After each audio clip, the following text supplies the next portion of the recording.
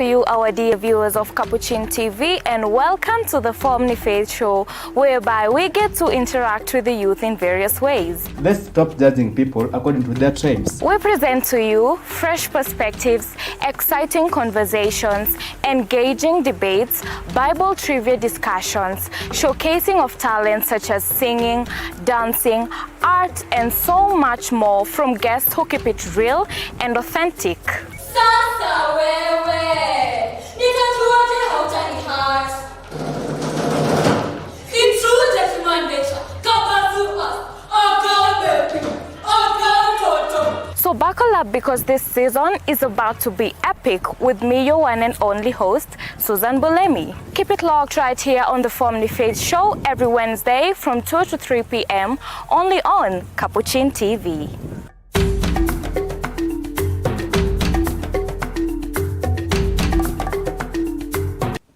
A very good afternoon to you, our dear viewers, from wherever you're watching us from, and welcome to the Family Faith Show right here on Capuchin TV with me, of course, Susan Bulemi.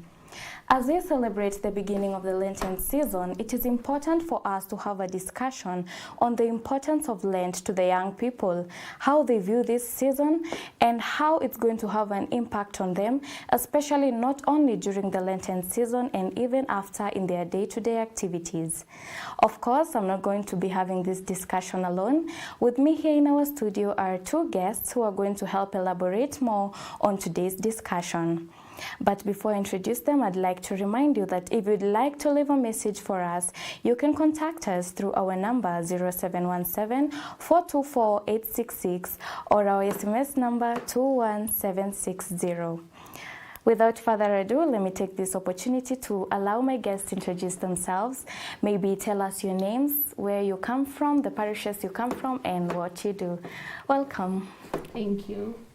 My name is Mpesa.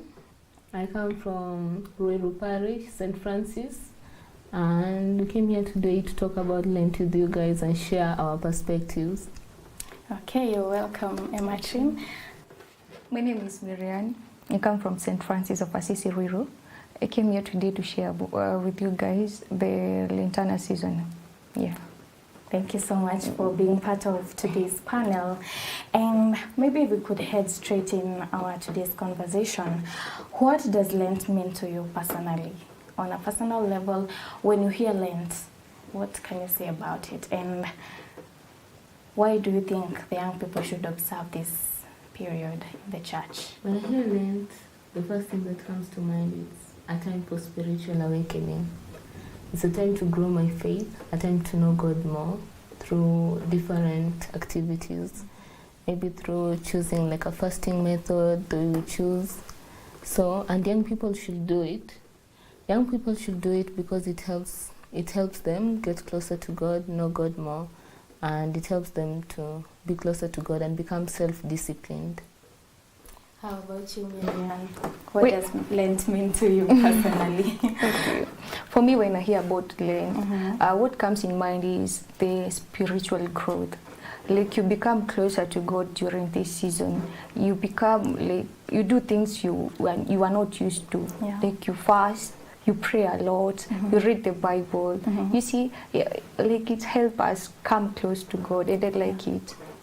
Yeah. Okay, you've mentioned, the both of you have actually mentioned that when you hear Lent, it's about spiritual growth, right? Yeah. Maybe if you could elaborate more. What do you mean by spiritual growth? Is it in terms of prayer or in terms of, maybe what do you mean by spiritual growth? Spiritual growth in terms of prayer, in terms of knowing God. Why? Because you'll be reading the Bible more often. Yeah. You'll be attending adorations. You'll be attending Mass on Fridays and on Ash Wednesday.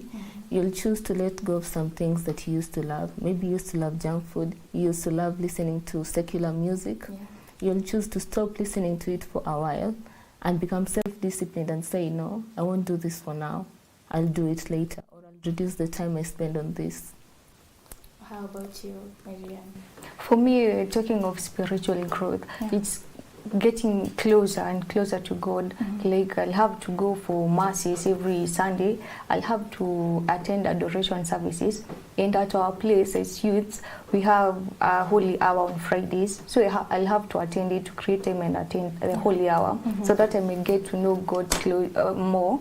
I'll have to read the scripture and understand what God expects from me. Yeah, I'll also have to pray my rosary every day. Oh, wow, it's quite empowering that young people are that deep into religion and, you know, praying the rosary and all that. And you've mentioned about junk food. I mean, I think a lot of us we are culprits in that, but yeah, we're going to try and observe that, right? Yeah. Okay, so Lent is mainly a season that is it's celebrated a lot by the Catholic Church, right? Yeah. But I believe that there are a lot of young people who do not observe this. Maybe for them, Lent is just any other period, right? Maybe they do not know the importance or the significance of this. Maybe if you could tell our viewers today, what is the significance of Lent, so that the people who have never tried it, they could try it and observe it. Yeah, maybe what is the importance? Yeah. Maybe what do you get? What are the impacts you get when you observe Lent? When you observe Lent, there are a lot of things you get. Like, let's say during the period, like we go every Friday without eating meat. Yeah. You've learned self-discipline. You've learned that you can stay away from something for a period. Everyone loves meat, we have to confess. So you'll get some time and stay away from it. Reading the Bible, you'll know something new, and you also get to appreciate the time that Jesus spent in the wilderness, 40 days. He stayed without any food, water. We get to appreciate him and know of what he went through. Maybe through a different way, a different means. Like kids these days, we are all social media addicts. So during this time, you can take some time apart. So you get to learn something new. And when you're on social media, you can do it. Yes, you can be on social media and try to learn more about God through social media. Yeah. Yes. Yeah, actually, you've mentioned social media, and that was a discussion we had last week. And we were just saying how social media has played quite an impact in evangelization and spreading the word of God.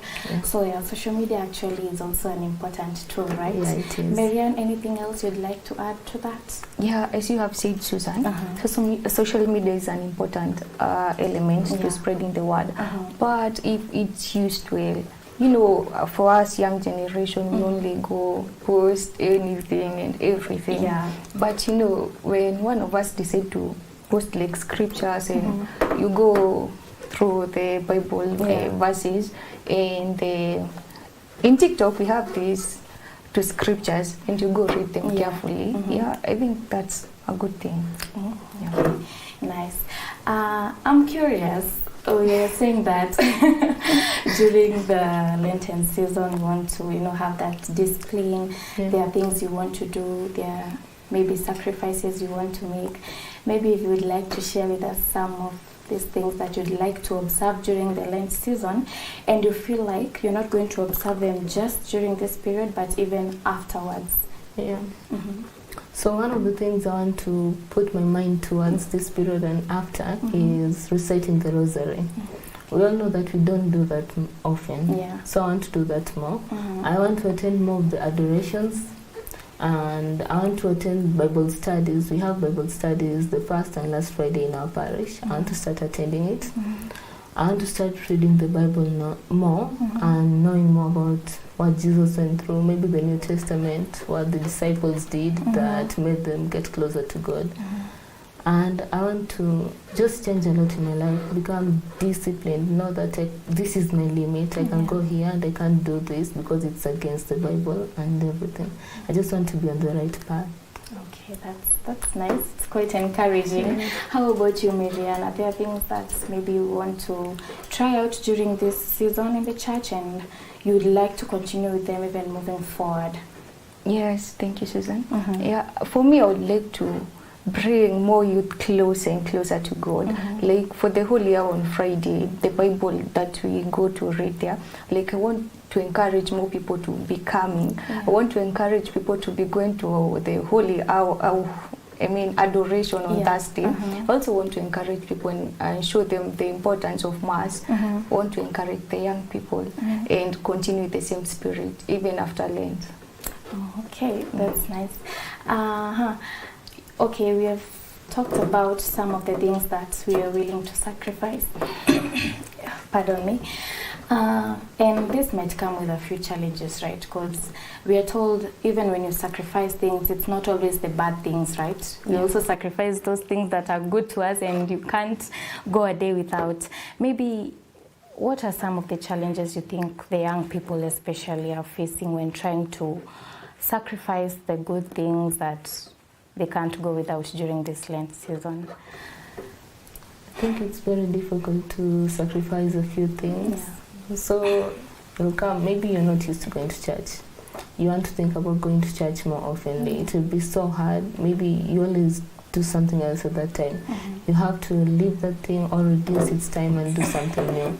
So I think it will be difficult in the sense that our mindset, when you put your mindset into something else, it's really hard to leave it unless you decide, like if you love social media so much, for example, or maybe just junk food, let's say, that's an example. It will be hard to leave it unless you decide. And also, let's say you have a dress and you love it so much. Giving it out will be so hard, but when you decide to give it, you can. Yeah. How about you, Miriam? What do you think are some of the challenges the young people are facing while trying to do those little sacrifices and compromise during the Lent season? One of the sacrifices I would say is time. You know, as young people, we don't have much time to be closer to God. Yeah. So like, sacrifice that time, kuanga ngumu sometimes, but you'll have to do it. So as to become close to God. Another thing is, like our dress code. Most of us are included. You see, kuna the type of dress code they want to be dressing like as a lady. So going to church always valuable. So you have to sacrifice that, and it's difficult. Kukosa kuvalia the look you want. But it's good at the end of it. Oh, you've actually talked about sacrificing in terms of social media. And I think that will also be a challenge for me. And but we try regardless, right? We try. So, I also wanted to ask, how do you think this Lenten season is going to create a change in terms of maybe how the youth carry themselves in the society, the things that they do, especially the activities, a lot of the youth engage, especially the ones that have maybe gone in the wrong turn. A lot of them engage in negative practices. Maybe how do you think this Lenten period can help them avoid the negative practices, or what could they do rather to help themselves avoid engaging in immoral behaviors and all that? I think that during this Lent period we have time to meet up with our fellow peers and talk to them and know the experiences and such. So I feel like when youths decide to maybe they have like a meeting, youths, about Lent, it may be online, it may be in real life, and then youths talk about it. Mostly as youths, we follow what our peers do. If our peers take drugs, we'll take it. If our peers go to church, we'll follow them. So if we decide to use our peer groups to do something productive, I think we can make it. And anything else you'd like to add to that? Most of them will be self-disciplined. Because you see, like, they will have watakuwa mjifunza kukaa mbali na a lot of things. Like when you come together as youths, like we advise each other. So watakuwa tutakuwa tumewapea our knowledge and wametupea their knowledge pia. And that will help them be self-driven and self-disciplined. Also, I'd like to ask, during the Lent season, the common activities that maybe are known to a lot of people are fasting, giving, What other activities could the youth engage in to show that they are participating in the Lenten period? Apart from maybe fasting, what other things could they do for the society and also for themselves? Apart from fasting, Yeah. we could maybe pray the rosary more, Yeah. read the Bible more. We could do almsgiving, as you say. Yeah. We go to charity, give out to charity. Maybe you can even do church work. You help the church when they're cleaning it. You go to church and help out. Maybe they have something to do. They need ushers and stuff. You go out and help out. And you can also just pray more, read the Bible, and do such stuff. Attend more. Like this year, it's the Jubilee year, 2025. So we make sure we attend the Jubilee year, like there'll be one soon. So we want to make sure they attend it. Yeah, such things will help someone to get to know more and to achieve more. Yeah. How about you, Miriam? What other activities do you think the youth can engage in apart from fasting? Yeah. They can engage in empowering groups that helps to give back to the community. They can also come together and learn something new.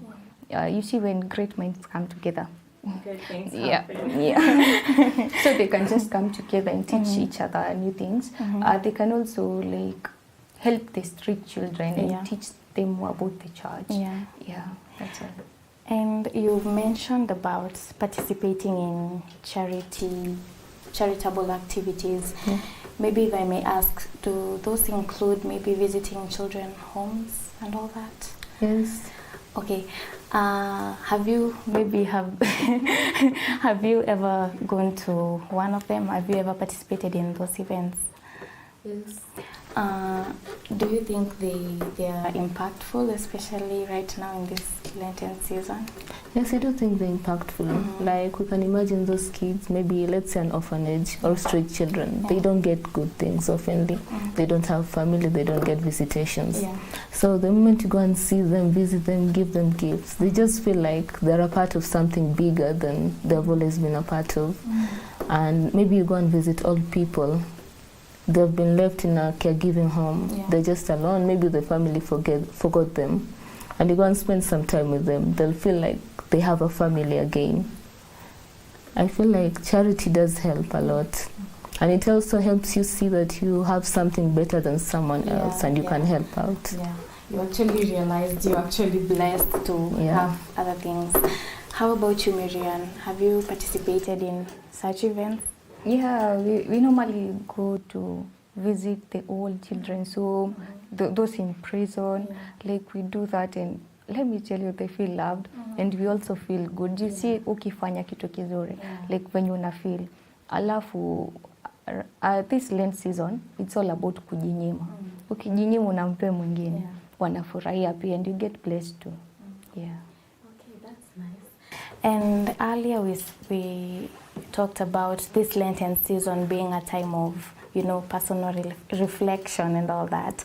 Maybe how do you think after this season is over, how do you think it will impact the young people, their relationship with God and their relationship with other people? Do you think this Lent season will help improve how they connect with the Lord, how they connect with other people around them in the society? Maybe, yeah. Yes, I do think so. Because let's say, for example, umeamua kila Sunday nitakuwa naenda kanisani. So you'll be meeting new people. You'll be meeting people who maybe have the same goal as you. You'll be talking to them. Maybe you can even go to the father or sister and then tell them what you think, what you want, and then they'll help you join groups. Like, for example, in our church, we have youth groups, we have CMA groups, CWA groups. So people meet there, talk about Lent season, and you get to know other people and you get to have a connection with them, and maybe you'll meet for Jumuiya or such practices. And such practices you get to know more about God. Kama uko unajua kusoma rosary, you know Bible, unasikia mtu anajua ile verse, mwingine anajua ile, unaelewa. So, yes. How about you, Miriam? Yeah, for me, I'll say like the connection they will get in church.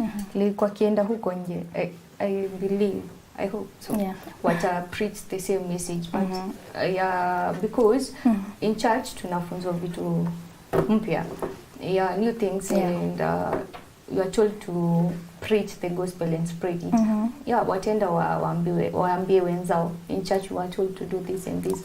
So I believe in like whatever they are practicing here in church, they will also take it outside. Yeah, that's what I believe. And just to point out something that you've mentioned about how the youth maybe meet in church to have, such meetings and all that.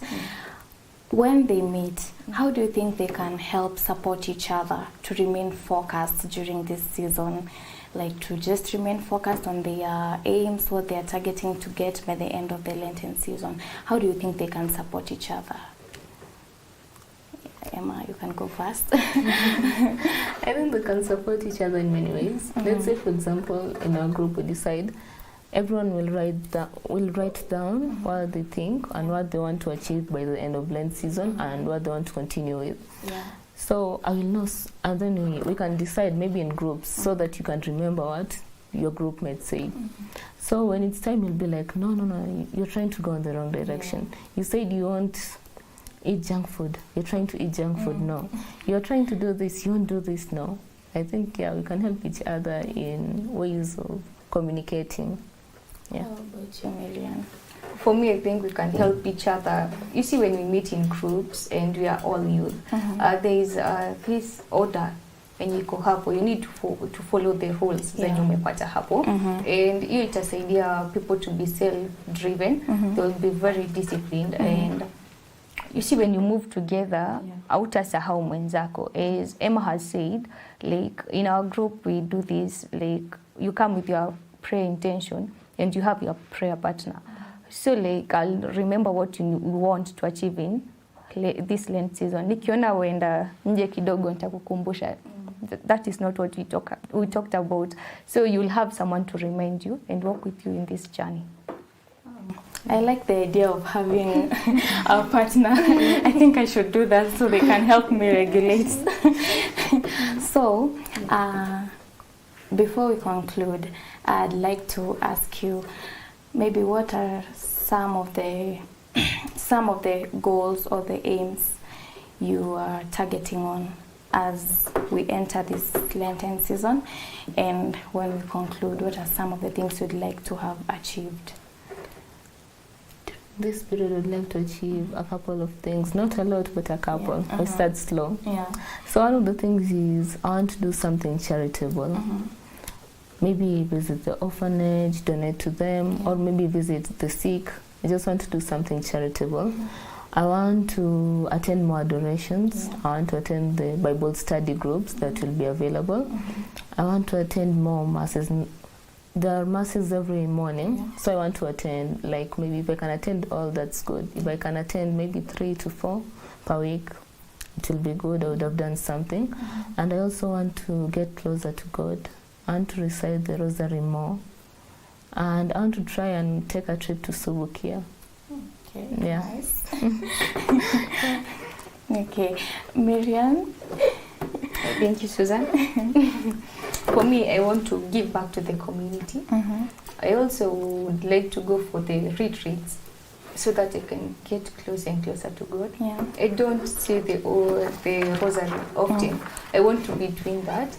I want to be attending the morning masses. I want to be going for the Thursday adoration chapel, for the Bible readings, and to help others. And I hope and I believe after Lent I'll continue with the same things. They won't end there. Oh, we hope that whatever you people are, I can see you have quite big, but it's nice, and you're on the right path. And we young people, a lot of people tend to assume we do not have, such ambitions. We do not know what we want in terms of our faith, but hearing what you people want to acquire by the end of the Lenten season, it's quite encouraging. And I hope also for the young people out there, we are learning from Marianne and Emma, and we'll also get to achieve what we are looking forward to. So maybe any parting shots as we conclude, anything you'd like to say to the youth out there about the Lenten season or anything else? Yeah. I'd like to say that during this period, it's a period where we appreciate Christianity, not just Catholics and such. We appreciate Christianity. We celebrate Jesus Christ. We celebrate that he fasted for 40 days. He came and died for us. We'll also celebrate the day he died and the day he resurrected. So we appreciate him for everything he did towards us. It's a period to know about his teachings more, to know when he went to the Sermon on the Mountain, when he fasted, when he did this. It's our time to know him more, and our time to get closer to him, and our time to use him as a path to God. Yeah. He's our path to God, and for us to listen to the Holy Spirit more often than we normally do. Yeah, I think it's just time to fight the devil. It's easier during this time. Okay. Vivian, any final words? Yeah, I would like to tell the youths out there, it's a journey we are taking for 40 days, and Jesus went into this journey. There are temptations, but he overcame them. So we should try to live more like him and try to learn his teachings, so that we may know how to overcome these challenges. There will be a lot of challenges. You don't just come to Christ and expect everything will be like way good. There will be a lot of challenges, and we have to pray a lot and read the Bible and seek guidance for this season. And we should continue with the same spirit even after. Yeah. That is quite empowering. And our dear viewers, like you've heard from our guests, this journey, especially during the Lenten period, is not easy. There's going to be challenges, there are going to be setbacks, but just have a deeper connection with the Lord. You know, pray your rosary, try fasting once in a while. I know it's difficult, but we can do this if we trust in God, if we believe in God, especially during this Lent season. And most importantly, for the achievements and for the things you'll be able to achieve during this Lent season, let it not end right now, right? Yeah. Let it continue even on your day-to-day activities after the Lenten period. And once again, I'd like to thank you, Emma and Marianne, for being part of our panel today. And as for you, dear viewer, thank you for being with us, for tuning in since the beginning till now. We'd love to thank you for listening and for always being here. So as we end the show, I'd like to remind you to be here next week, same time, same place. I have been your host, Susan Bulemi. Be blessed.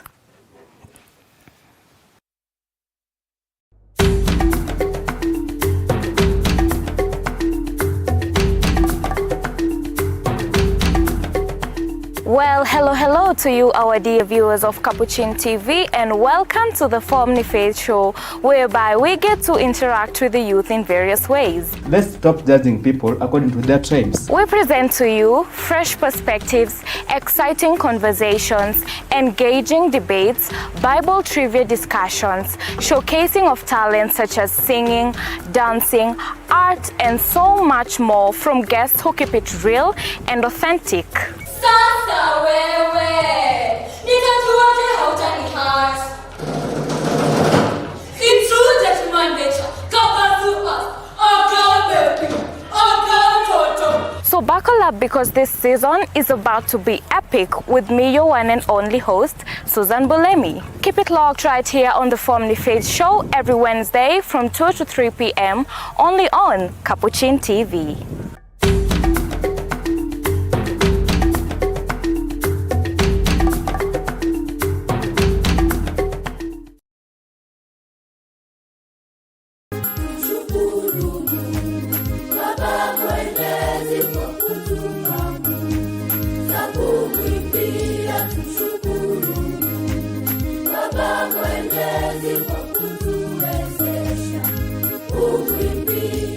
Wakristo wa Meru mugeni kairi. Eneo ambalo sasa ni jimbo Katoliki la Meru lilizinduliwa tarehe 10 mwezi Machi mwaka 1926 likiwa na hadhi ya eneo la kitume la Meru ama Prefecture Apostolic of Meru. Eneo hilo lilikwezwa na kutangazwa rasmi kuwa jimbo tarehe 7 mwezi wa Mei mwaka 1953 mwaka wa 14 wa Baba Mtakatifu Pio wa 12. Wachungaji ambao wamechunga kundi la Mungu kwenye jimbo la Meru ni kama wafuatao. Askofu wa kwanza, Mhashamu Lorenzo Bessone, misionari wa Konsolata, aliyehudumu kuanzia tarehe 3 mwezi Machi mwaka 1954 hadi tarehe 7 mwezi Aprili mwaka 1976 alipoaga dunia. Askofu wa pili, Mhashamu Silas Silvius Njiru, aliyehudumu kuanzia tarehe 9 mwezi Disemba mwaka 1976 hadi tarehe 18 mwezi Machi mwaka 2004 alipostaafu. Askofu wa tatu na aliye ofisini sasa ni Mhashamu Salesius Mugambi, ambaye alianza kuhudumu tarehe 18 mwezi Machi mwaka wa 2004. Tungetaka kushukuru sana pia Capuchin TV. Well, they are always welcome to Meru because it is the first church television that we have seen in this country, especially the Catholic Church, and they are uniting us with the whole nation, wherever they are. And many times they have come to cover our events in the Meru Diocese. So feel welcome and thank you for what you are doing. May God bless you so that you can get stronger and stronger every day. Asante sana Baba Askofu. Tutabisha mlango kwako tena hivi karibuni. Mnamo tarehe 16 mwezi Januari mwaka huu, Baba Mtakatifu Francisco alimteua Padre Jackson Murugara, misionari wa Konsolata, kuwa askofu mwandamizi wa jimbo la Meru. Hii ni kumaanisha kwamba askofu mteule Jackson Murugara ana haki za urithi wa kiti cha askofu